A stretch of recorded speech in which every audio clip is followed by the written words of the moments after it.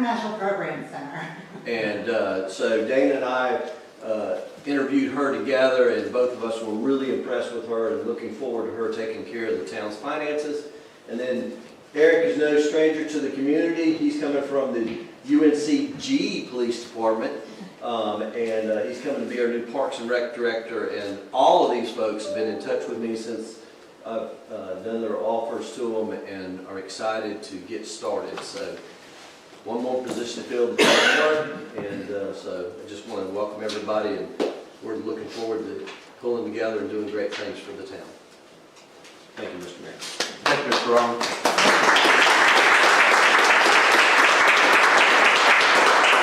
And if I could add one thing, if you guys would put your email addresses on this paper for me in case I don't have them, and that way I'll send you your employment form so you get that handled in advance. Thank you. Before anybody left. We did have an event this afternoon. While we're backed up to that, I'll make this quick announcement.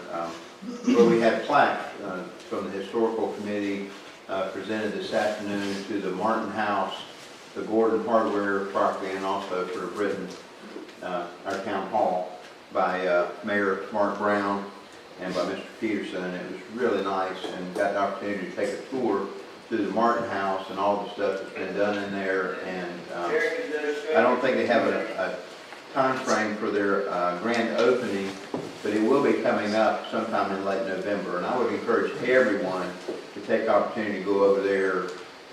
She has a lot of things displayed that are for sale, and take up opportunity to be able to go and see that, participate. And I think Councilperson Clay was there. It's great to see him there today. Really excited about that corner of the Martin House and Warren property coming back into play. It's something we've wanted for a long time, and it's great to see the completion of something happening. So we're very excited about that. And I'm gonna say it looks great. Like No, it really just does. is making that corner with town hall and all that. This store looks fabulous. Yeah. So I did find out today that she's going to sell some wine in there, and it may be an attraction for a lot of people. Certainly not me, but maybe someone else. But had some trouble getting that through, and had an opportunity to go over to our substation here in Summerfield and speak with Captain Corbett over there, who's the division commander. And he dropped a couple of dimes for us. We picked it up this afternoon, and we're trying to get that pushed through for her. So when she does have a grand opening, she'll have everything and be able to kick it off on the right foot. So super excited about that. It's just really nice. And Lauren Cox is so unbelievably excited about what she's done over there, and we certainly share in her excitement. So we look forward to that. And I want to keep making announcements about that and spread that word so people all go up there and support her. It's very, very exciting. I think that's all. Any other announcements before we leave item 5? Sorry, Mr. Rollins, I mean to skip you. So we'll move on to item number 7. Attachments for your council information. You have your board reports, your minutes, your financial reports. Are there any questions or discussion on those? I wanted just to ask one question. That was something I was thinking about. I know I've been in town hall some time for people who are coming to rent picnic shelters, community parks, and they have this page 2, and it talks about the rental fees. And I was just wondering if anybody's considered looking at those, so we're more competitive with what's in the market. Should we look at possibly raising those? I know that usually doesn't happen until after the first of the year, but I wanted to bring it to the forefront. As we discussed when we were doing the budget, the fee schedule had not been fully vetted by council, and so they wanted to pull it off the agenda and off the budget at that time. Mm-hmm. And the intent was to review it when the new town manager came, so that'll be one item that Eric and I guess we will work on. Okay. And hopefully you'll have your retreat soon, and by the time it's discussed, it's evaluated, the figures are reviewed, and the usage is reviewed, then some recommendations will be brought back to you Okay. for the fee schedule. Okay. So we probably will be at budget time for budget. Okay. I just didn't want it to be forgotten. And then also on the ABC board notes, Just wanted to follow up on that. Did we ever figure out how long that board appointment lasts for? The person who's currently appointed? So they are a liaison to the board, so they're not an actual board member, they're a liaison. Now, the board member, I think it's 2 3-year terms for actual board members. Now, the liaison is appointed by council and serves. So my thinking is that you would probably want to put terms on it just like you do your other committees, Right. to give individuals different opportunities. But I'm not sure the history there. I know, I understand, so we could was just it revisit Elizabeth that. Ingram, wasn't it, who served on the ABC? Anybody remember Elizabeth? Betsy Ingram? Oh, she didn't serve very long now. Oh, she didn't? I thought it was quite a while. No? I don't remember. Okay, so Betsy served for some time on the ABC, and I'm not sure why she came off, so I don't know if it was a term thing. But I have not found anything in the town There was records. not a term prior to this. Yeah, I didn't think there was. Because we had such a hard time getting anybody to want to do it. And so that could be, you could make that, if you want, like a committee term, or you could just leave it as an appointment that, as long as you want them to serve or they want to serve, I don't know how you want to do that, but I could not find any documentation that listed a term. Thank you. Yeah, that'd probably be a bad idea just to revisit that to figure something out. Thank you. Any other discussion on item number 7, A or B? I have a question for interim finance officer, Ms. Dana. Where do we stand on the required audit? Right now, I am working with the current auditor. As you know, the previous auditor resigned pretty much right at year end. And so we were kind of left trying to find somebody. And when you're that close to year end, everybody already has their schedule set. So it was hard to find anybody, number one, that had availability, and number two, that actually does government audits. It's a field, unfortunately, that's been shrinking. So we did get an auditor, and we are working with them currently. We're working through some issues with the prior balances, trying to tie the prior balances into the prior audits. And as soon as we can work through that, we've been in communication with the current auditor and trying to get her records. And as soon as we do that, we can move forward with the audit. Are we able to meet our required deadline? The deadline passed October 31st, and unfortunately, the prior auditor had not submitted a termination of her contract to us until November. So the letter was just signed by Twig today. It was, I think, she dated it November 1st. And our prior auditor was legally not allowed to start our audit until she signed her letter saying she was not the auditor, and she had not done that yet. So when the new auditor submitted the contract that you approved and we signed, we sent it in, and they came back and said, well, somebody else is doing the audit. She had to then backtrack and submit a resignation on the audit. Months later. Yes. It's interesting that she resigned too, because I don't think any of us had any contact with that individual besides what we heard through the finance officer. During your time there, have you been able to find out anything? Was there any sort of push to maybe make her resign? So a question on that, if you're saying you were notified by the previous finance director, you're saying that we were notified before November 1st. Is that what you're saying? I'm sorry, who are you asking that question to? The person who's asking the question, you. It's not you. That's not what I asked. That's why I'm confused. You said it was the previous finance director. Do you think they talked to the person who was supposed to be doing our audit? Because we had someone lined up to do the audit. No, the question was And why then she... they resigned. That's not what the question was. I'm sorry, please rephrase your question, or Well, restate. Yeah. No, I said, did you ever, the first thing I said was, did you ever find out why she resigned? I don't think any of us actually had any contact with her, besides what we heard here or the finance officer. Did you find any reasons why? Was there a push to make her resign? Find out. I'm sorry, I'm asking Ms. Luther. I'm trying to understand the question, and Ms. that's Luther, my do you right. understand the question? I I Why, guess I who do. resigned? The auditor. Okay. Well, she just said we didn't know that she had resigned. No, we did know that she had resigned, but she had not submitted her resignation.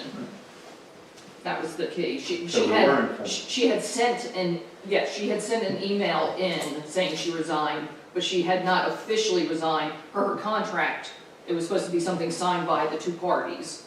And the state reminded her that she had not done that. So then she followed through with that, but there was an email after some correspondence between her and the previous finance officer, she did resign. And that was the only notification we had of her resignation, other than the finance officer telling me she had resigned. Now I'm, now I have questions. So what was her reason for resignation, the auditor? She stated various reasons, and What was the official? Can you tell us those reasons? that's what we were trying to get to the bottom of. And Well, could you just state the reasons that she stated? Well, she said various, that's all she Oh, said. she said Yeah, various. she said that was her. You're not saying various. No, She said various. that was her, those were her words, and then we wanted to know what those reasons were, because that's concerning when somebody does that, especially an auditor. And her response back to us was she altered the letter to say it didn't fit into her schedule. yes.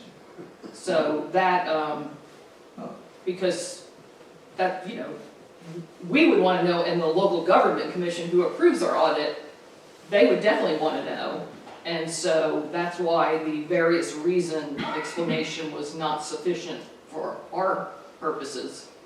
And, I asked her, so was there a push maybe to make her resign? And from what I can gather, well, I guess I'll just ask this question, and this might be something that we have to table until Mr. Hoffman can look into it, is, was there really any, my question is, was there any inappropriate, perhaps, communications between the former administration and the auditor that might interfere with or push for the auditor not to continue her services here? So maybe, before you answer that question, that is a question of mine, maybe you can look into that with him, so if there is something that we're able to put out there, I think it would be good for us to be able to do that. I would say rather than creating a cloud over the previous finance director, if you have information, share it. Well, I don't want to violate anything statutory, so I know that some things are personnel records, and I don't know what there's a little bit of gray area there. So we should probably give that to Mr. Hoffman and see if we can put some of that stuff out there, if there is anything for us to put out there. Back to my initial question, Ms. Luther, and based on some of your answers of missed deadlines and some backdating documentation from the auditor, are there any concerns of not being compliant? In terms of us not being compliant, in terms of financial records Financial records, or exactly. deadlines? Both. There may be some restatements, based on my discussions with the auditor, restatements of prior years to correct some items. I'm not sure if the state, I know there was a prior year adjustment that was recorded last year, and I'm not sure that the state even questioned it. And I'm not sure at this time that was even an accurate prior year adjustment that the auditors made. So at the current time, there may be some restatement of prior audit reports to correct some errors. And that's what the upcoming auditor will be. Yes, and he'll address those, because the auditor booked an entry that is quite confusing, and so and her reasons are, there's a lot that's being researched.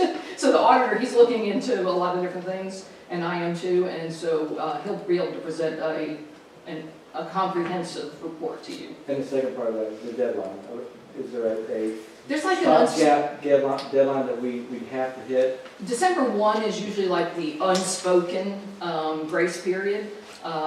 Most municipalities, it's an October 31 date, but by 12/1, just as long as you have everything done, the state usually doesn't do anything about it. The intent is for us to have everything done unless we hit some more roadblocks. We're currently waiting for the prior auditor's calculations in order to see some of the adjustments that she has in her records. The prior, if I could, I'm sorry, could I ask you a question? So with regard to these auditor who is making these adjustments, is it the auditor from last year? Yes. Is it the auditor Well- that resigned, or is it the new auditor? The Which new- auditor are we talking about making adjustments? The new auditor is gonna have to make adjustments to the prior auditor's report, so they're gonna have to restate the The beginning auditor numbers. that resigned, or the Yes. auditor prior to that who did last year's? So the current auditor, which is the new auditor, is gonna have to restate the prior auditor's audit report figures. Which is which auditor? The one that. The one that resigned, The one that resigned? yes. Okay. If Well, it's- so as not to cast any shadows, let's just remember, we had 7 years of perfect office. And I don't think we can go without stating that. And if something happens that we have to consider, make a change, we'll certainly consider that when it comes before us. Yes. Any other questions on 7A or B? yeah, I just want to follow up. I'm sorry, go ahead. It's all right. Back to the deadline, you said that you're waiting for the prior auditor to provide information. Is that prior auditor working with the town to expedite that information since we have a 12/1 deadline? Is there, or is that we can't go any further until we get that information? We've been in constant contact with her, and I know that the current auditor communicated with her on Monday, and he feels certain he'll get the information he needs. She has responded to my request for information. She didn't necessarily have answers for some of them, but when we get her work papers, we'll be able to look into it to figure out what the adjustments were and so forth. So, we'll be working through that. Okay. And Ms. Luther, do you mind, or do you feel comfortable commenting on that perfect audit? If that, I mean, is that what a perfect audit actually is, and if that is truly reflective of what the town of Summerfield has had? Is that reflective of what? I didn't hear you. Of what the town of Summerfield has had? I don't know if perfect is the term that you would want to use for an audit, because an audit is just pretty much a review of the financial records to make sure there aren't material misstatements. And so the auditors, based on your total revenue and expenses, they're looking at what's material, so that they come up with a number and they look at materiality. So an audit, unlike what the general public thinks of an audit, they think of an audit as an auditor going in and verifying everything and making sure there's no fraud and so forth. That's not the intent of an audit, and if you read the audit report, you'll look through there and it'll say that they're not reviewing it for that, and they make no comment as to that. So an audit is looking for material misstatements, they're looking for compliance, and they're just stating that you've materially represented the figures with or without their help, because a lot of times they'll help you do those journal entries, and which they did, and they have, and they then do not comment on fraud or anything else. Because they don't comment on fraud for these, right? So there is no, If they discover it, then of course they're gonna do something about it, and then it's a compliant issues. But yeah, so an audit, and this is just speaking of the general public. There's a misconception with the general public when they went with an audit, and it's been my entire career. They think an audit means that somebody's gone in and looked at everything, and they haven't. and I noticed too that in the report, I think it's something like the internal controls that recommended that the governing body, which would be us, would maintain oversight, maybe some other recommendations too. From what you saw, do you think that that has been kept up with in every way that it was recommended? Well, with a small municipality, you're looking at smaller staff, and so you're not going to have the segregation of duties that you would have with a larger staff. That's just a given with a small municipality. And so you have to do whatever you can to mitigate those potential internal control issues. And you're going to have potential internal control issues with a small staff. And so that's why we have an internal control policy. And you're supposed to review it every couple of years to see where you can make adjustments and so forth. And that'll be something that Twig will be looking at, especially with the new digital age. Everything's automated, and we have to make sure that we've kept up with the times. And our policy is kind of old, so it's time to probably update it for the digital age.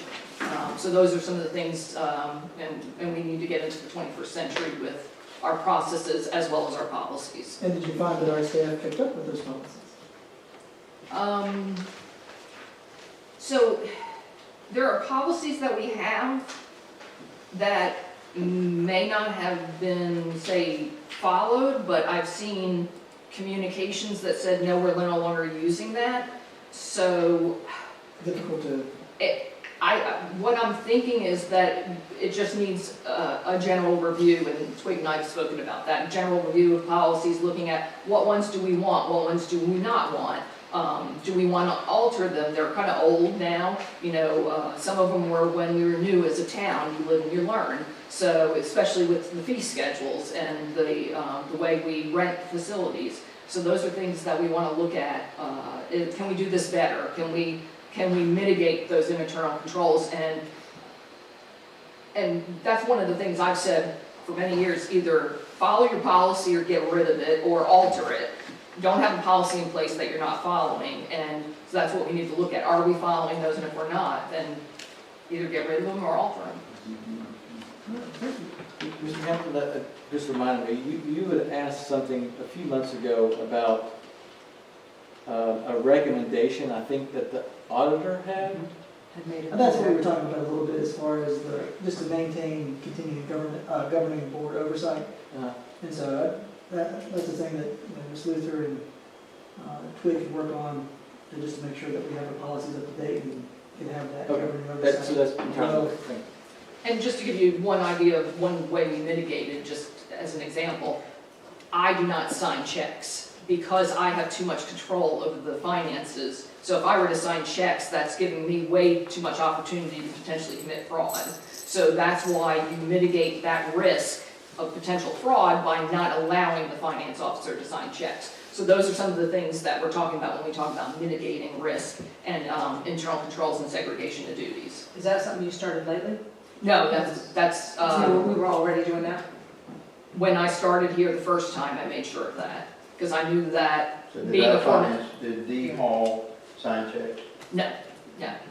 And that was one of the things I put in place when I first started, because I knew that having been a former auditor, the auditor would be glad that we were not doing those things. So, yeah. Some folks get very defensive about these conversations, but I think they're wonderful to have so that we can understand them, people can understand them, and we can look to see if we can make things better. Well, I'll be some of those people if that's what you're referring to, no problem. But let me be clear, D Hall had 7 years of perfect, correct, whatever you want to call them. The majority of those I sat and listened to because I was either on this council or sitting in the mayor's chair. They complimented how we separated our duties. They complimented how we did our signatures on approval, on checks. They complimented.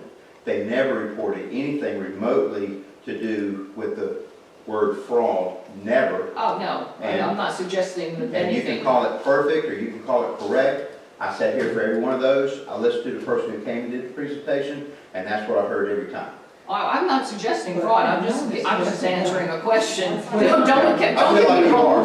Ms. What? I feel like you are. Ms. Luther, I have- of course, obviously, when they recommend that we have the governing board oversight, as a person on the governing board coming in, I think it's my duty to look into it, to make sure that I continue to do what's recommended of me by the auditor. Let me be So clear, they- let me be clear with this, because since, excuse me, let me be clear with this. From the day I walked in the door, it doesn't matter what I say or what I mean, it gets misreported in the media, it gets twisted on social media.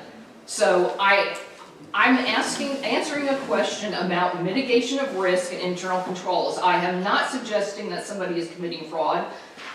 I can't say for certain, but I'm probably 99.9% sure that fraud has not been committed, but I can't say until the audit is complete. And it But, sounds like policies are being looked into to see if we can yes, find but, them a little bit. you know, that is not what I was suggesting. I was It didn't asking. sound like you suggested. Okay, I just want to be very No, it clear didn't here. sound at all like you were. Okay, I just want to be very clear And that's here. not what I was saying, so let me be very clear. Okay. Okay, any other conversation on 7A or B? I have one comment, total different subject. One other item that we talked about, looking at that the citizens had requested was and it was supposed to be 6 months prior, was the garbage, the GFL versus the Republic. I just don't want that to fall under it either.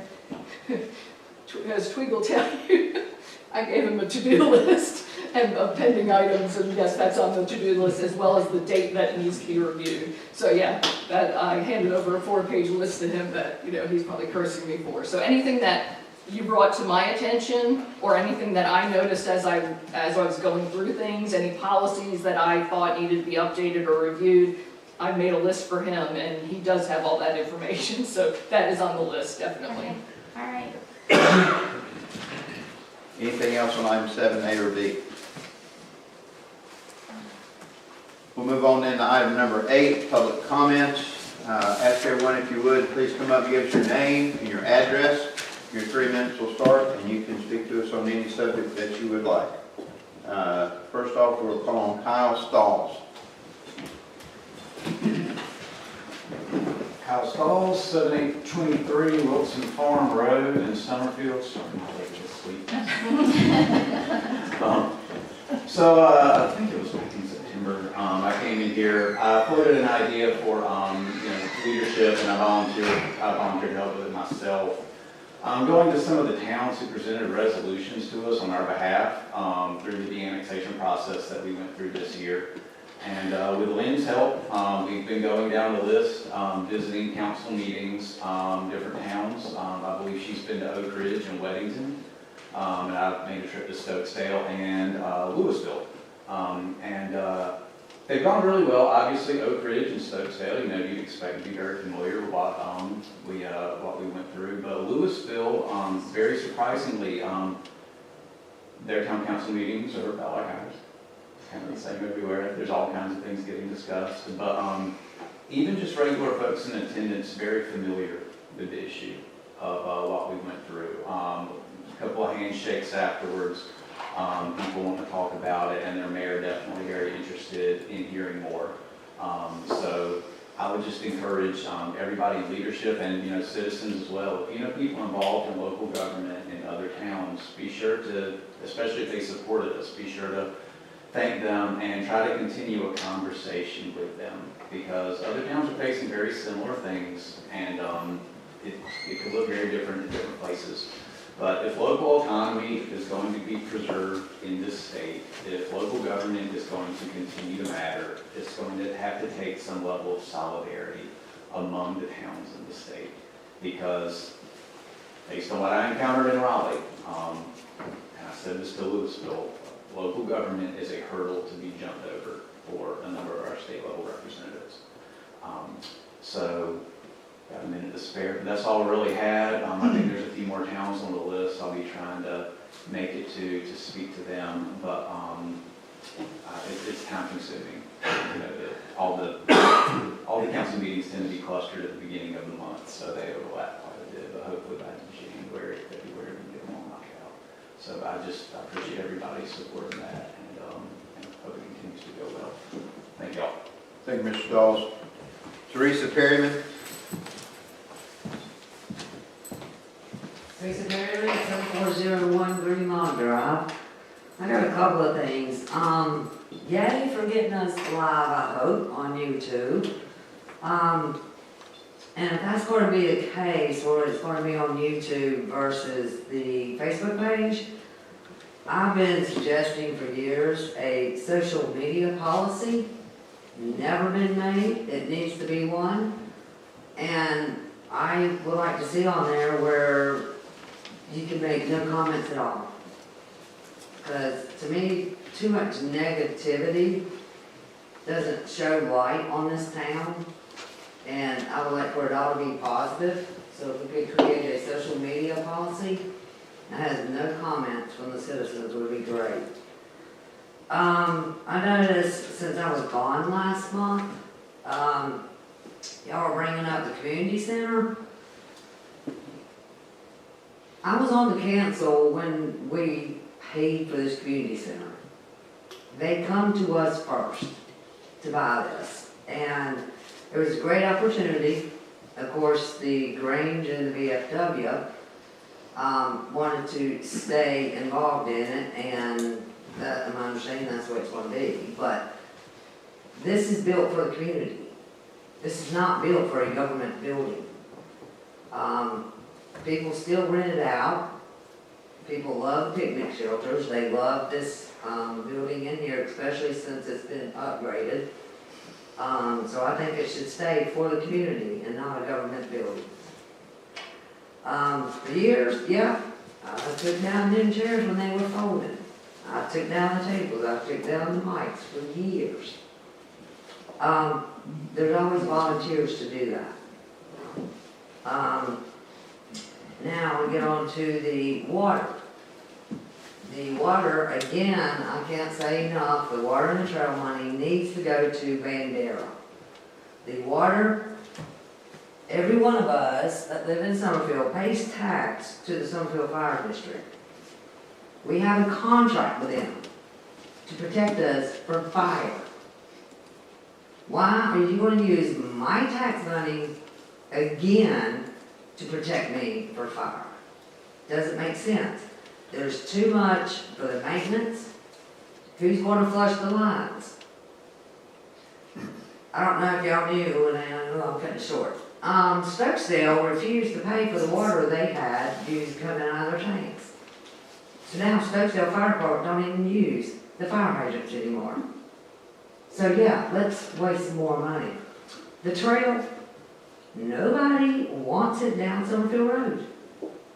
It's putting in people's property. Basically, what I told Scott was when it went from a trail to the curb and gutter is, oh, forget you, and I'm not going to say what I really think, but it's like, okay, forget you, we're going to do it anyway, and you're going to have a trail, whether you like it or not. Thank you. Gail Dunham.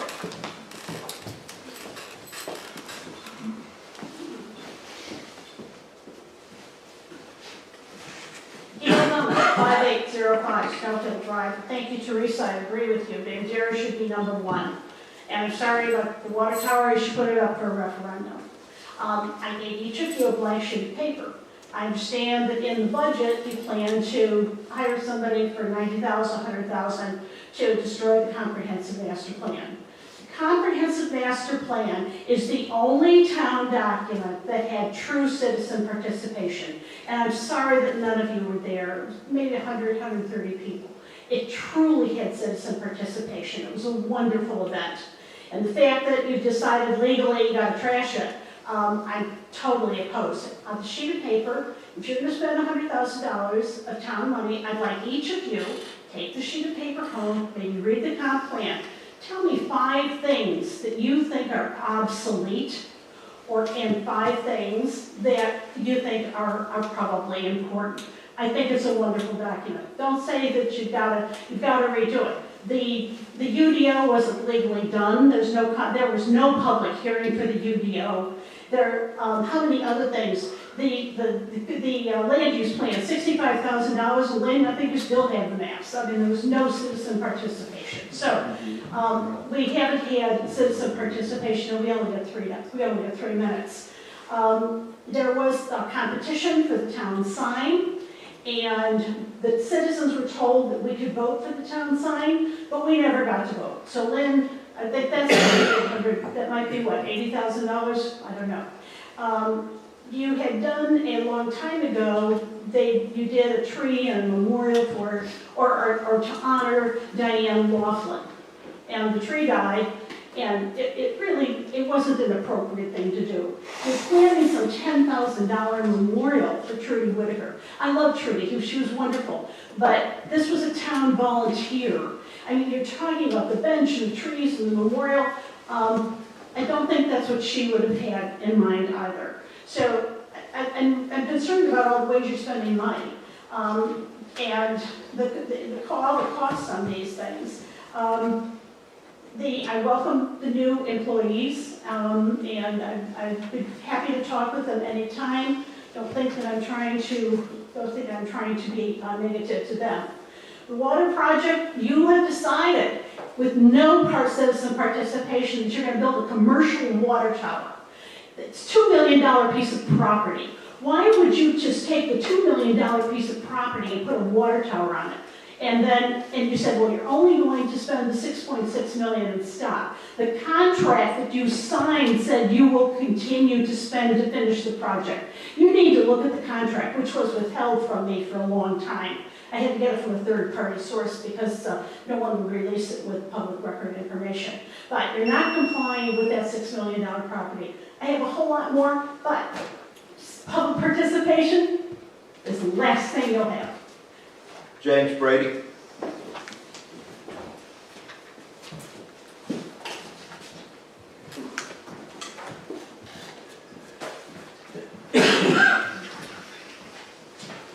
My name is James Brady. I live at 4803 Oak Forest Drive.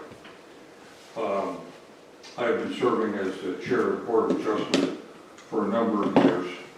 And a case recently before us pointed out what some might perceive as a deficiency in the UDO. Section 4 zoning in the UDO basically allows two outcomes for the number of housing units per acre. The RS designation is 1 unit per 40,000 square feet. And then if you move down through there and you wade down to the open space mixed-use village, you can get 3.46 units per acre. But there's a large void in the middle. There's no wiggle room. The case at hand last September was at the intersection of Strader Road and 150. The owner of the property wanted to seek a variance to have 4 lots, which would have been on average 32 to 33,000 square feet each. Now the only so-called 30,000 square foot lots that are allowed in Summerfield were grandfathered into the UDO. There's no provision in the UDO that I can see for establishing a new one. A realtor testified at the hearing that of the 45 properties available for sale at that time, 41 were $6,000 or more, $600,000 or more. And she asked a rhetorical question, why? And I have no answer to that. But I am suggesting that there could be a place for 30,000 square foot lots. There was an insinuation that by requiring a 40,000 square foot lot, a developer would have to build a very large structure.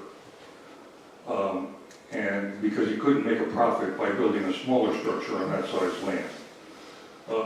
So I would like to propose to draft an amendment to the UDO to permit a 30,000 square foot lot under certain circumstances, but I didn't want to proceed with it until I got some feedback from the council. Thank you. Thank you, Mr. Brady. We appreciate your years of service as well. You can be able to get from him. Yes. That'd be great. Thank you. Kathy Rooney. I'm next. Hey. All right. Kathy Rooney, 7130 Rabbit Hollow Road. I'm assuming that y'all have received the notification of the fact that I resigned from the planning board.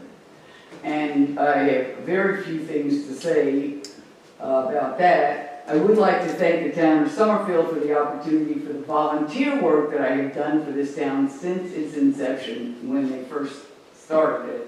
I've been on a lot of committees. I've done a lot of free work for this town. I also want to say that I'm really sorry about what went down with the de-annexation, and I personally would have preferred for the text amendment to pass and the time that Mr. Couch requested to bring his rezoning to the town council had been granted him, so that he could have done that in the I believe he, at the time that the text amendment was passed, his lawyer said that it would be at least 9 months before he could bring his rezoning request. So I'm really sorry that it went down the way it did. The property is across the street from me and surrounds my property. I'm going to deal with it. And now, as I have no recourse to go over there and make sure that what is eventually granted to him is what's actually being done, because I will have no further, I don't have any rights, because he's not in Summerfield anymore. And let's see, what else? I'll talk about the trail that they want to put down Summerfield Road. As I understand it now, no person's property will be used for that road, that trail. The entire thing will be done in the right-of-way, and the people along the road that don't like it, they have one voice along with the other 11,000 people, the other 11,000 voices we have in this town, that some people would like to have it and some people wouldn't. And since it is in the right-of-way and not on anybody's property, then that their proximity to the trail doesn't count. It is in the right-of-way. It is a trail that is being built for the majority of the property and not just for the people that are right by it. And so I'll say thanks to Summerfield. It was a great run. And I will either will or won't be back here on a regular basis. Thank you, Mr. Ernie. Appreciate all your years of service as well. Lexi Klein.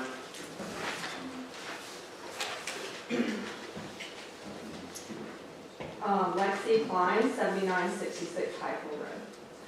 Good evening, council members and fellow citizens. I'm here today to express deep concerns regarding Councilman Hamilton's recent proposal for public forums to foster fellowship. On the surface, it seems like an admirable idea, but the reality is far more troubling. Mr. Hamilton's repeated insults and personal attacks on Summerfield citizens make it difficult to believe he genuinely seeks unity or respectful dialogue. For instance, telling a citizen that his family discussed her at their dinner table and that his children hate her is not only inappropriate but deeply damaging to the spirit of community Mr. Hamilton claims to want to foster. Referring to citizens who oppose him as desperate, aggressive, and calling another disgraceful sends a clear message that Mr. Hamilton sees public disagreement as something to belittle rather than engage with. And his disparaging comments about our mayor, calling him bitter and ineffective and lamenting that he'll finish his term, show a lack of respect for fellow public servants. How can we trust someone who so publicly demeans those who disagree with him to lead forums that are supposed to bring us together? How can we believe he'll listen earnestly to suggestions from townspeople when his past behavior suggests he dismisses dissenting voices with contempt? Mr. Hamilton's track record of divisiveness and personal attacks makes it impossible to believe that these forums will be genuine opportunities for collaboration. To add to these concerns, the town has quietly hired a deputy town clerk who actively bullies and harasses Summerfield citizens online. This hiring raises further doubts about the sincerity of efforts to foster open and respectful dialogue. How can we trust the leadership of someone who allows and enables such toxic behavior? In short, while the idea of public forums is valuable, I cannot support an initiative led by someone who has shown little respect for this community. Words of fellowship ring hollow when the actions behind them are so clearly rooted in hostility and disregard for the people of Summerfield. Thank you. Ms. Klein. Beth Kaplan.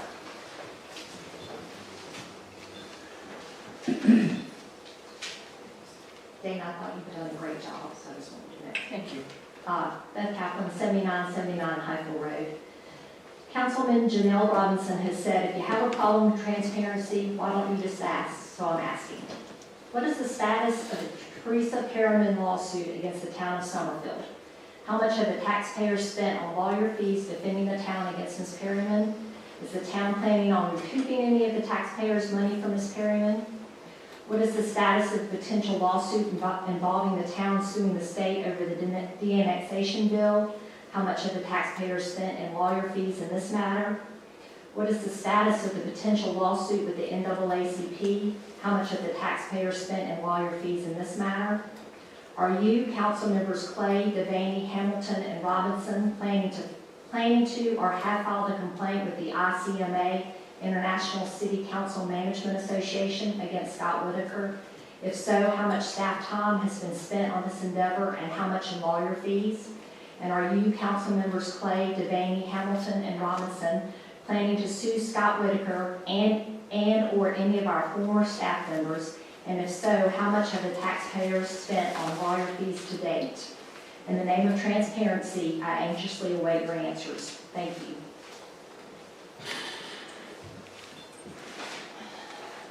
That is all of the public comments I have. Did anyone get left out or skipped? Anyone at all? I want to say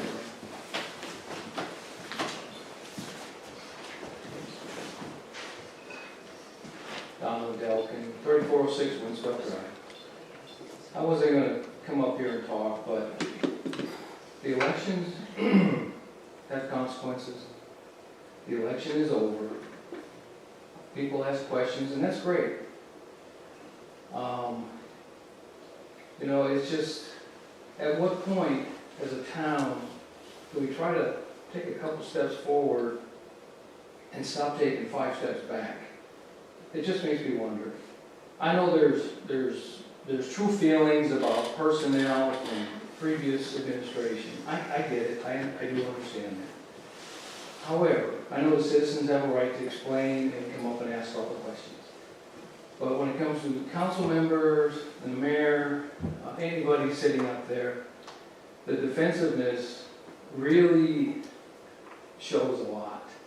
Because a question is asked, or the answer to that question might seem not clear, then it just turns the citizens, I think it would turn them off. And I know Twiggs knew here, and he knew what he was getting into. But I think over time, things will begin to calm down. You know, things change, governments change, elections change things. You know, it's politics, it happens. At some point, everybody's going to have to say, all right, let's move forward. We can still ask the hard questions. You may not like them, and the question's answered. If you don't like the answer, you can rebut it. But at what point do we just, you know, try to start moving forward a little bit? And that's all I've got to say. It's time for, you know, it's just time to move forward at some point. You know, we can, again, ask the hard questions. You want to know something happened before? And if it's not totally clear, you know, you just got some of the stuff, you got to let it roll off your shoulder. You can't carry it with you forever. So I would just say challenge not only the citizens, the politicians, that's a bad word to use, but to look at this position that you're all in and say, okay, what can we do for Summerfield? This is where we're at today. I know where we were yesterday or last year, but we're not there anymore. Time to move forward. Thanks. Anyone else get skipped? Okay, we'll go to item number 9, council manager and or attorney response to any comments. Anyone have anything that they'd like to share? I'll talk a little bit, if that's all right. I'll work backwards. Mr. Wendelkin, thank you. Your comments are great. I believe that you're exactly right. You got to ask the hard questions and keep moving forward. And man, by the way, let me thank you for all the help that you've done here in Summerfield, because you really went above and beyond. As soon as there was a staffing issue, you jumped in there right away. I think you were one of the folks that early on, isn't that right? Helped out? Is that not Yes. dead? Yeah. So thank you for that. Want to be a little bit careful with Ms. Klein and Ms. Kaplan. I know those are both John Doggett's, Councilman Doggett's family members. And so I don't want to say anything disrespectful regardless, but I'm going to be extra careful about it. I'm a little worried. I think some of these things are definitely aimed at trying to get into Patty Stokes' Northwest Observer, hopefully get comments in there. Because I couldn't disagree with them more, and in some ways, they definitely are defamatory, potentially actionable, but I'm trying my best to be as nice as I can. No, I feel like this town is actually on a good course right now. This is where we are now, the administration that's being built. This is a great opportunity for Summerfield. So if you really, Mr. Mayor, I'm trying to speak, I think someone was interrupting me. I don't know. If you could just watch it. Yeah, if you could just watch it. Public, if you would, please, your time for sharing is over. This is Please continue. a great opportunity for Summerfield. So for those folks who love Summerfield, this is a wonderful time for you. Ms. Rooney, I didn't realize you had been around so long as far as being on all the committees and doing all the things here. So thank you for your service, and I appreciate that. Mr. Brady, it sounds like you found some issues with the Board of Adjustments, and so hopefully we can look into those things and talk to you about them a little more. Ms. Dunham, I think you had some concerns about participation, right? You said that the comprehensive plan was one of the only things the town had no real participation with. I mean, I'm sorry, a lot of participation with. I'm sorry. Only down to that. I'm sorry. So That's it. So that's one of the reasons I am pushing for these town hall forums, because I think they're great. I think the opportunity for folks to come in and talk, we can put these things forward. This is what we're planning to do. This is what we're thinking about doing, and we can create that feedback loop that will allow citizens to let us know we like it, we don't like it. Now, I think that might be scary for some people, but I think it's an excellent opportunity to get that out so that people can come and let us know what exactly they want, and we can find ways to encourage, I'm hopeful, a significant portion of the community that has not really been that involved in the town to come forward and start doing those things. Ms. Perryman, you had talked about the social media policy. Actually, one of the first things we did with the new, after the previous election, when myself and Mr. Clay got on here, we talked about that on the first meeting in January, February, and we were going to do that. Now, of course, a lot of things have happened since then, but I actually think that's an excellent reminder for us to put the pedal to the metal and get that social media policy. And Mr. Rollins, if you wouldn't mind making a note of that, because it's an excellent idea, so thank you for sharing it. And last but certainly not least, Mr. Stalls, man, you should be setting up here. Thank you so much for everything you've done. This gentleman went to the General Assembly, made a lot of great contacts down there. Really, he was, in some ways, he was just, he himself was an excellent lobbyist. So I thank you. I thank you for everything you've done. Hope you continue to stay involved in the town. And this town, like I said, I think we're on a great course. We're getting better. I think that you are part of that. And so I hope you stay with us. That's it. Anyone else? I'll have some, Mr. Mayor, a little bit of time for comments back. I won't go in quite the order Mr. Hamilton did, but Ms. Perryman, thank you for bringing that up. That is something that has been on the radar. The council has brought that up as far as social media. And I just had a conversation with our new town manager just last week. That is something that has been on the radar. He just got here, but I wanted to let him know that is something that we need to put high up on the to-do list. So I do envision that coming relatively soon. And I'll echo what Mr. Hamilton just said. Thank you, Kyle.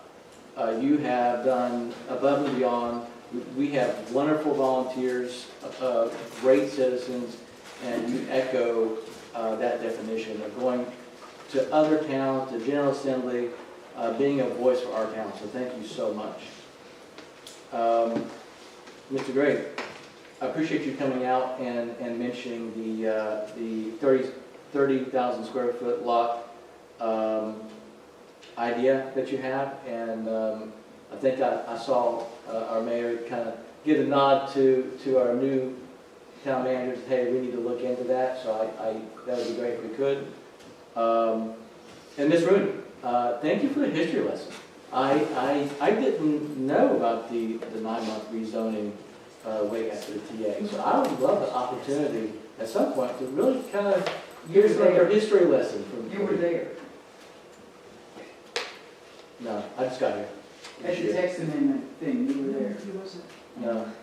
You both were, both of y'all came and made statements about, okay, so I'm not gonna. That's all right. No, still, I appreciate you sharing that. Okay. That was great news. Thank you. That's it. Any other comments from anyone here? I just want to thank you, Kathy, for your service. Very much so. And I would suggest that if you want defamatory to end, then let it go and move on. Mr. Wendelken, for you to come up and make statements you made as if you're in favor of Mr. Rollins after emails you and other people in this room sent prior to his arrival, and then say, let's move on, is very contradictory. And that's all I'll say on that matter. Thank you. Any other comments from the council, staff? I'd just like to, as the outgoing town manager, I'd like to thank staff for everything they did and all the volunteers. I couldn't have done it without all of you. It would have been an impossible undertaking without everybody. So I once again want to thank staff. Jeff, we've been there many late nights together at Town Hall.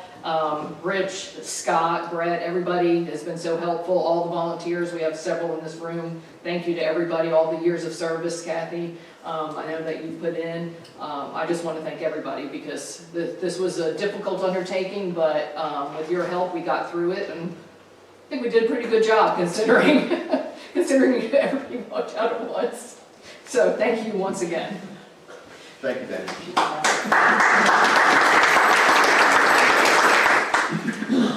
And thank you, council, by the way. Sorry. I'm glad you can still laugh. That has been an absolute. It's better than crying some days, I'll tell you. Item number 10, business from the manager updates. Mr. Rollins. Yes, sir, Mr. Mayor, council, public. I have a few comments before I actually start my report. It is a great honor and privilege to be able to be a servant to the citizens of Summerfield. I want to promise you, the public, and the town board, that I will be open and a transparent manager in all areas of the town.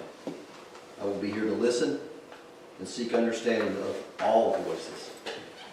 I will govern with good governance principles, free of abuse, with always a regard for the rule of the law, to have ethical and legal accountability in all things, to be a consensus builder, to be inclusive and use a strategic vision with all the town's affairs and financial resources. I know that great things happen when people come together for the benefit of the greater good. Many more great things can continue to be accomplished here in the town of Summerfield, but only if the public, the town board, and the town manager lock arms together and have a common mission to attack the problem, not the person or persons, to have dialogue, not disagreements on the issues. I challenge each and every one of us to make our mission. In God's kingdom, it is a blessing to bring people together who are in conflict. The peacemaker initiates reconciliation when others have wronged them. So let us all remember that blessed are the peacemakers. For tonight, my report, Mr. Mayor and Town Board. First, just give the public some background. I met with each of the council individually, one-on-one for an hour, 2 hours, 3 hours, whatever they felt like they needed, and it was a very productive meeting. And they kind of set the priorities of where they want to go. One of the things that I want the public to understand is it's my job to execute the consensus of this board. It's not my job to be unilateral. It's not my job to set policies. It's not my job to set goals or visions. That's these people. They're elected by you. So I'm just executing what they want as a consensus. The first and the resounding thing that came out was Bandera. So, to give you a progress update, what I've done in the 3 weeks that I've been here. I met with the Piedmont Land Conservancy to get an update on the Bandera project and the upcoming trail grant application that was due today, and it was submitted for $500,000. We got all the applications and all the different stuff that needed to go in for that. I met with Abby Gosling, I may be mispronouncing that, of Guilford County on Bandera and Water ARPA grant funds. Met with Trey Fouché to get an update on the Bandera grants for LWCF and the PARF grants. He's with NC State. Scheduled a meeting for December the 4th to get all the parties together to strategize a game plan to get Bandera finished. Confirmed attendees at this meeting will be Commissioners Clay and Devaney, Pond Engineering, Guilford County, Piedmont Land Conservancy, NC State, the town planner, the town Parks and Rec director, and the town manager. Commissioners Robinson and Doggett and I met with Pond Engineering and Piedmont Land Conservancy to identify some areas where we can value engineer the project to lower cost.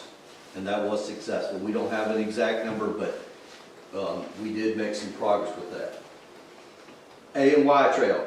Met with the Trails and Open Spaces representatives to get an update.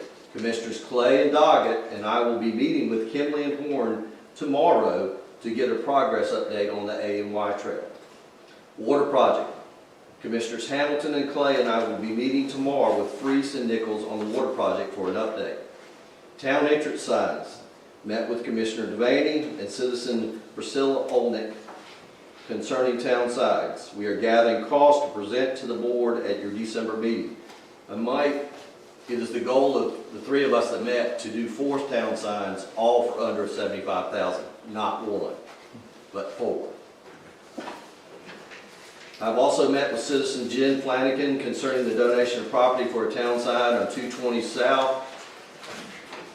My transition plan for the town staff is that based on the position, there will be 2 weeks to a month overlap for each position.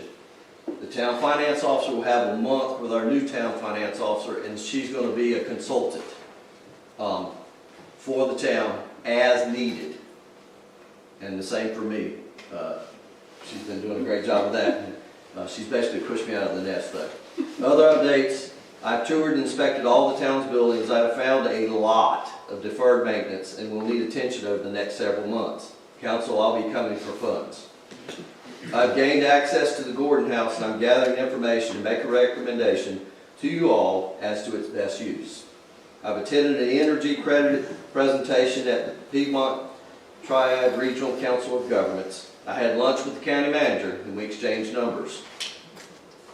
I've reached out to probation and parole to start the process to utilize community service workers to increase our capacity for such things as cleaning town buildings and grounds, painting, trash pickup, and trail maintenance. There's always trash to be picked up and our town needs to stay beautiful. Maintenance has started restriping all the town's parking lots and you'll see more of that this next month. Last weekend was the touch-a-truck. I think Mayor Devaney touched on that. And I will be at a strategic planning conference next week, board, with Commissioners Clay and Robinson that the North Carolina League of Municipalities will be putting on. So that is all I have to report. I do have 2 items that I would like, Mr. Mayor, for new business at your pleasure. Okay. Thank you. Any questions on items 10A through D for manager? Amazing report, thank you. Any How other- much is it gonna cost? Any questions? Why aren't citizens involved? Item number 11, business from the mayor and council. Committee appointments, Mr. Vane. Okay. I have something else to go back to after that. So for our committee appointments, Mr. Doggett and myself, we interviewed Sonia Turner for the History Committee, and we also interviewed Maria Adams for the Founders Day Committee. And with that said, everybody, also Mark Brown, who was on both those committees, he met with us as well and interviewed. He's the chair for the History Committee. And with his recommendation and ours, we want to ask that you guys approve to see both of these people. Should I put this in a separate motion to recommend each one separately? So I want to make a motion that we select Sonia Turner for the History Committee, and her appointment would be a 2-year term starting on, and somebody's gonna have to help me since it's now November. My 2-year term dates, do we back it up to July, or do we just leave it at November? So it'd be 2027. July. July, we do it July, okay. So a 2-year term started, and it would end in July of 2027, correct? No, 2026, I'm sorry, 2026. Have a motion, do we have a second? Second. Have a motion and a second, further discussion? All those in favor, please say aye. Aye. Those opposed, motion carries. Then the second person that we want to admit to the Founders Day Committee is Maria Adams. And so I'd like to make a motion that we elect Maria Adams to be a member of the Founders Day Committee, and her term would also be a 2-year term finishing up in July of 2026. Have a motion, have a second? Second. Motion is second, further discussion? All those in favor, please say aye. Aye. Those opposed, motion carries. And I have a couple more comments, please, Mr. Mayor. With the unfortunate resignation of Kathy, and I do appreciate your service, we need to vote to pull an alternate up to the planning board, and so that would be Kyle Stalls. He said that he is seated as an alternate right now. So I would like to make a motion that we elect Kyle Stalls to be a board member of the planning board. And that's a 2-year seat as well. So 3 years. Can't see. Just motion something to me. I'm not sure the 10, but it's. I think it's 2 years. Just 3 years, I'm sorry. It's 3 years. So that would be July 2027. Mr. Fuller, you know if that's correct? 3 years. We've confirmed it's 3 years. I'm very much in favor of still taking Kathy's place. But I think the appropriate thing to do is to have him fill her term that expires in July of next year, and then appoint him again for a 3-year term at that period of time. Okay. That keeps everybody, we have the same number of people that pays a month every year. Okay. That's good. Yeah, so right, amend your So motion. I'll amend my motion that Mr. Stiles will fulfill Ms. Rooney's tenure or term until next July. That would be 2025.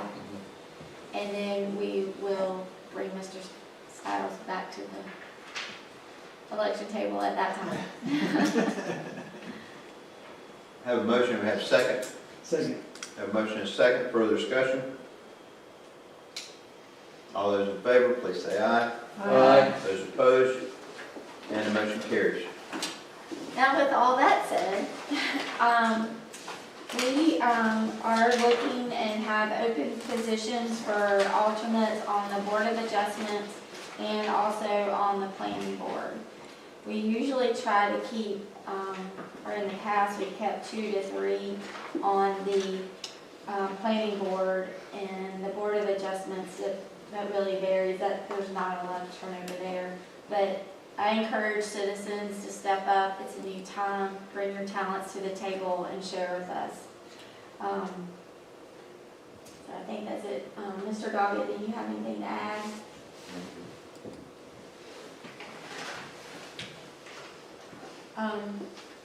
Since it says mayor and council business for mayor and council, I wanted to bring up just a couple of other things.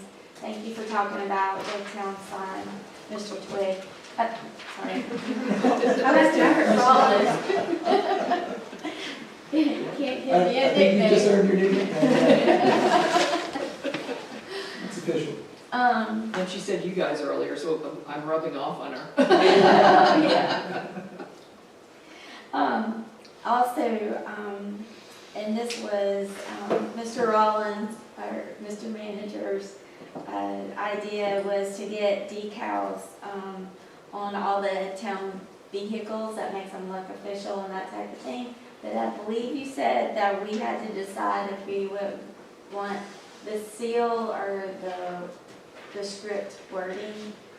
So I don't know if that's the time to do it, but I thought while we're in the process of making things more beautiful, straightening things up, let's get it going.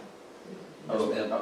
I would say on that, we used to have, at the bottom of the business for the mayor and council, there was always the last one of those was an opportunity to have new business. And then at the end, there was also the other business, number 13. So if we can put that one, we may need to put that one back in just so we have it there. Yes, sir. But we'll move forward. Yes, Madam Mayor Pro Tem. Would like the council's direction.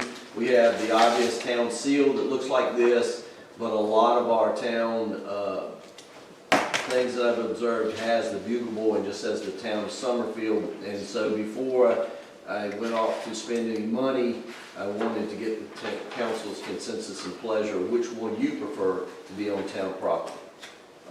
So that was the purpose of stalling that until tonight. I like the wording, Town of Summerfield. I think it's easy to read and understand, and you don't have to try to figure out what it is. My opinion. I agree. I agree. Yep, did you need a motion? That's a consensus on There you go. that. I don't need a motion, just Okay, are you wanted okay with your that? Town of feedback. Summerfield, make it Okay. easier to read than just the logo. Since we're making an exception for new business, you have those two items you want to bring up now, or you want to wait? Whatever Totally you're up to you. If it's your pleasure, Mr. Mayor. The first thing is that I talked with some of the council this weekend about the upcoming Christmas tree lighting. And in my research, I found that we're spending anywhere from $750 to a quote of $1,500 to get our Christmas tree up for the lighting. I personally don't think that that's being a good steward of the taxpayers' dollars. One of the things that many towns have done, they went ahead and bought a tree that's pre-lit. It just needs to be put together by maintenance. So at the direction of a couple of the council, I got 3 quotes for one of these trees. Now, the town of Nash in Edgecombe County has had that same tree since 1992. So the return on investment would be quickly realized with that. So I got 3 quotes according to the purchasing policy today. The first one was for $20,000. The second one was for $7,500, but it did not have everything on it. And the third one was from an in-state firm that was $7,100. And so if it's the pleasure of the board and you authorize, I can get this ordered tomorrow and we can use it at our tree lighting this year. We won't have to rent Skyjacks from now on. We won't have to pay separate companies. We'll have our own tree.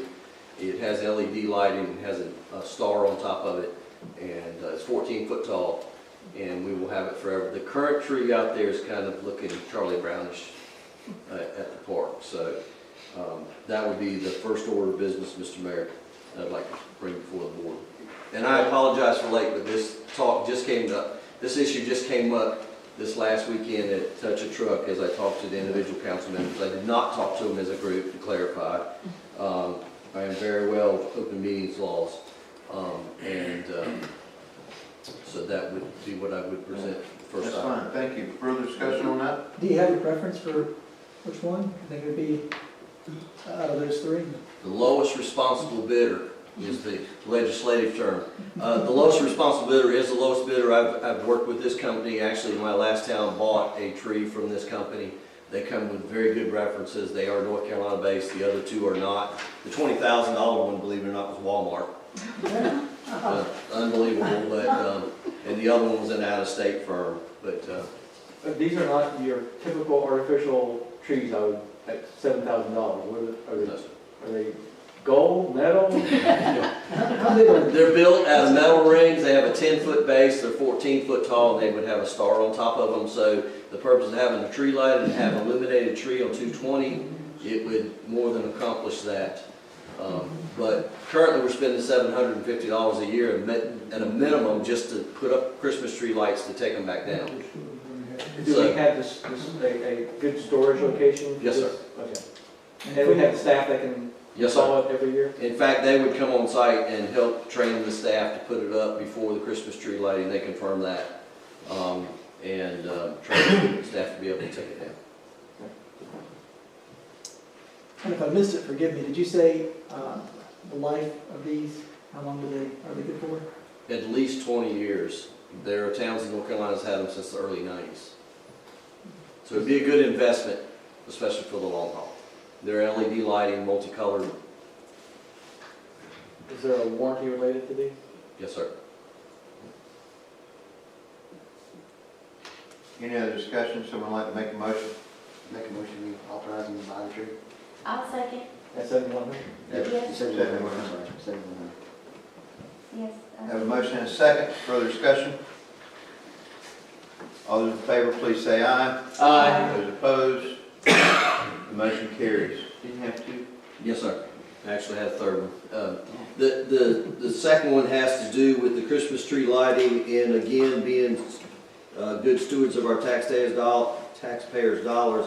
We've in the past, Mr. Mayor and Board, used Chick-fil-A, and I know that's tradition. However, Chick-fil-A is not in the town limits of Summerfield. They don't pay property tax, and they don't pay sales tax. I think it's really important to support local businesses that support the citizens of this council.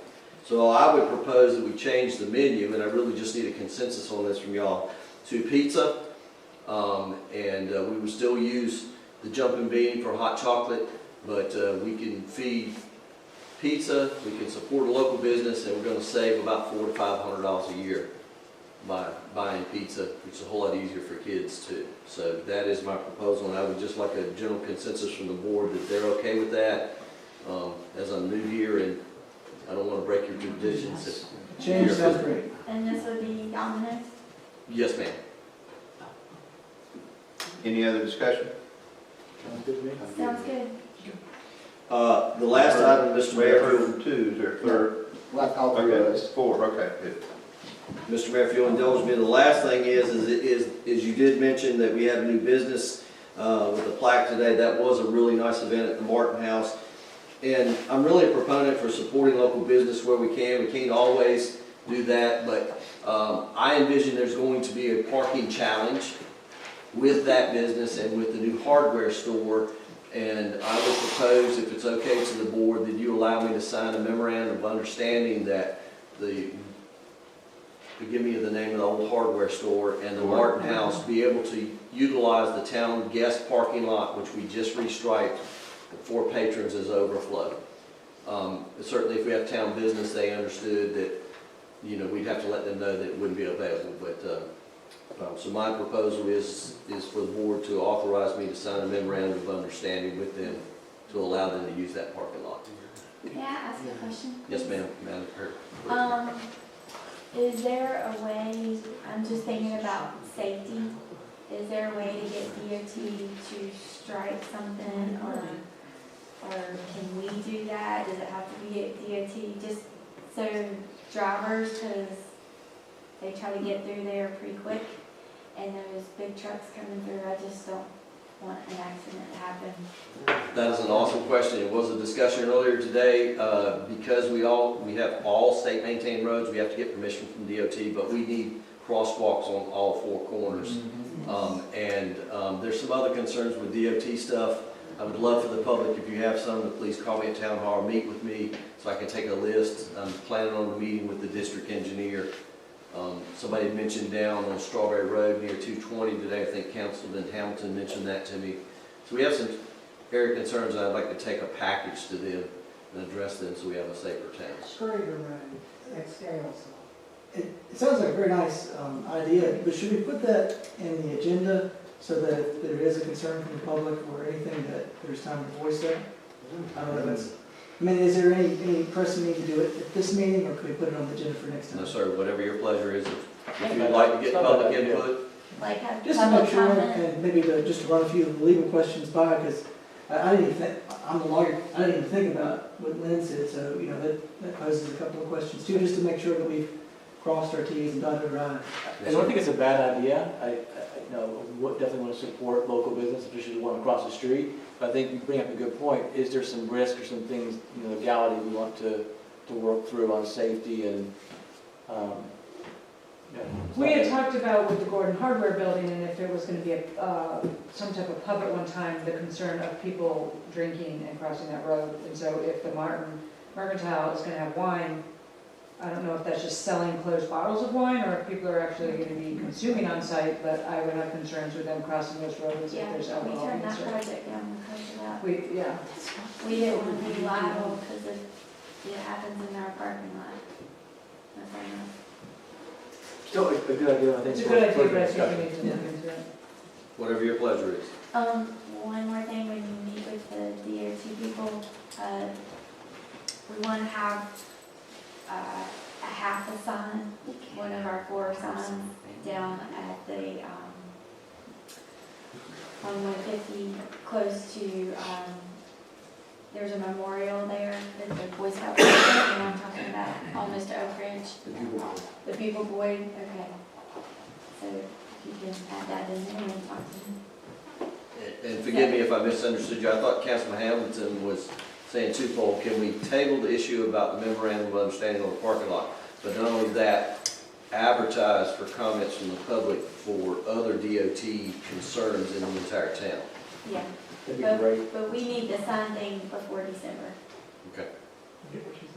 We need the sign, we need DOT to tell us if we can put a sign there on that property before December, because we're trying to do the culmination of 4 signs before then, so we can start getting that hammered out.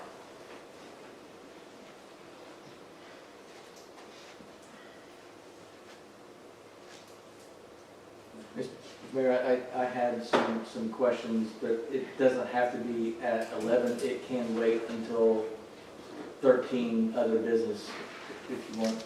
Okay, You anything else? Someone like to make a motion to recess to close session? Mr. Mayor, may I ask one question? Sometimes we do the business before, so that if there's nothing to come back to, our guests may leave. Would you want to do that, or keep 13 as is? I'm fine with putting new business and other business in the future there, and sir, if y'all want to do it, but you have to have an opportunity for other business when you come back to closed session, because if you do something in there that you have to make public to take a vote on, you have to come back out and do it. So there may always be more business you have to come back and address. I understand. So I'll leave it up to you all. If you'd like to do it, we certainly can do it here. If not, we can do it at the end. It has already been consented. My question is really just for Ms. Luther and kind of for Quig too. And then my other business will be over. Thank you for giving me a little latitude, Mayor. We've worked really hard with you and tried to support you during this time. Thank you again, Ms. Luther.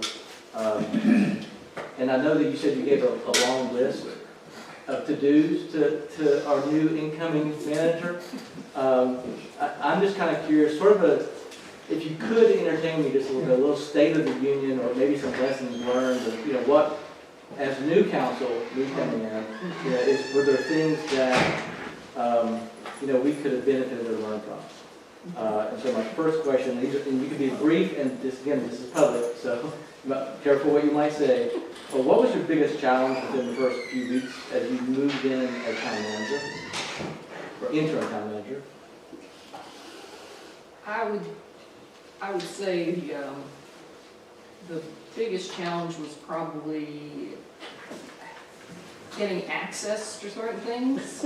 I'm trying to be, like I said, unfortunately, I try to just state the facts, but it gets twisted when it gets reported, so I'm trying to be as polite as I can. Being provided with access to and passwords for the things that I guess were necessary to conduct town business. I would say that was probably the biggest obstacle, and unfortunately, we're still working through some of that. As we talked about tonight, we're streaming because we're on YouTube, and one of the issues was we don't have complete control over the Facebook. And even though the media reported that Jeff and I didn't know how to stream, it was more than that. It was a matter of not having the capabilities to do what we needed to. In this day and age, unfortunately, a lot of things are tied to your personal cell phone, and it makes it difficult when people leave to change things over. It's a lot of work, and there are also some obstacles, especially with places like Facebook, where you can't get a person on the phone if you try to call and so forth. So I'd say that was probably the biggest obstacle, was not having the passwords provided to me and the access that I needed, and still trying to overcome some of that. And you're still trying? Yes, unfortunately. Were there any missed opportunities or things that we could have done better with the council, process, staff, any missed opportunities you can think of? I would say an exit strategy, maybe, if you want to word it that way, for your town manager for the future. I think that you need processes and procedures in place when you go from one to the next, so that we don't encounter the items that were encountered. Twig made some great recommendations regarding that, and that's one of the things that he's already trying to implement, and that we will work towards consolidating a lot of that. But there should have been a better exit strategy and actually statutorily required positions in place when I arrived. That would have helped. Did you find that the previous administration was helpful in facilitating the change? I worked closely with the finance officer, and she was very forthcoming, and she tried to provide all the information that she could provide in such a limited time. It would have been nicer to have a longer transition, and I know there were complications with that.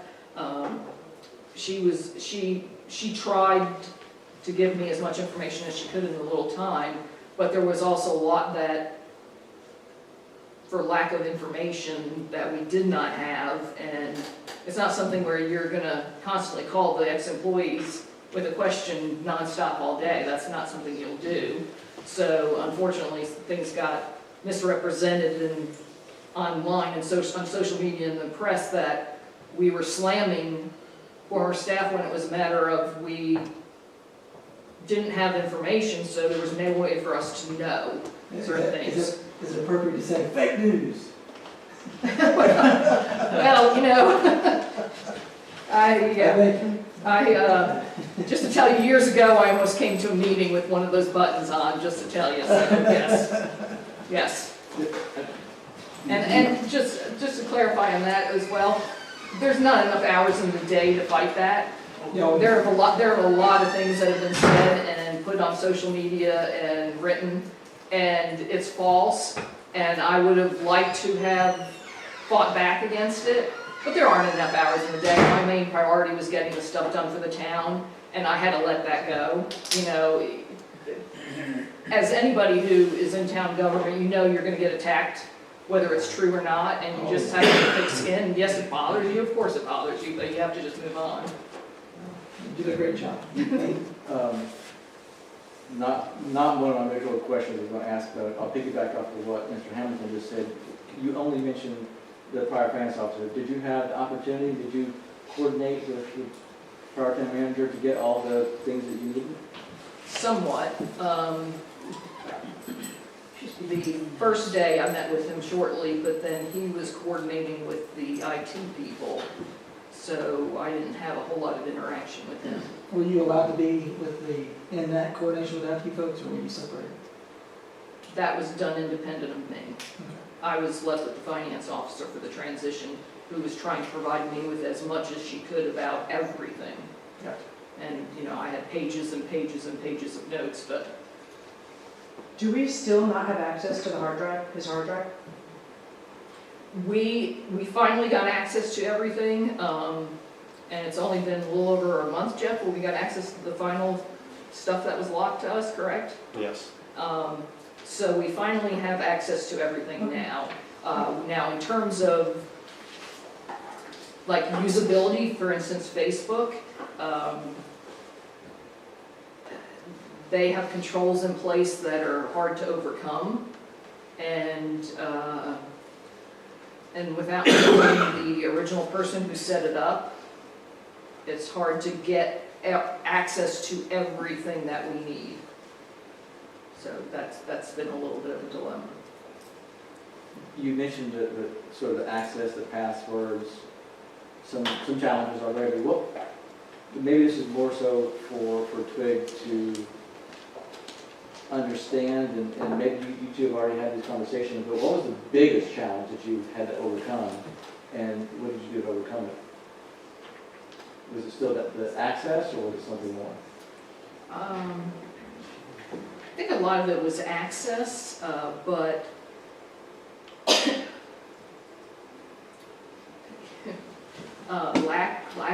lack of information, maybe.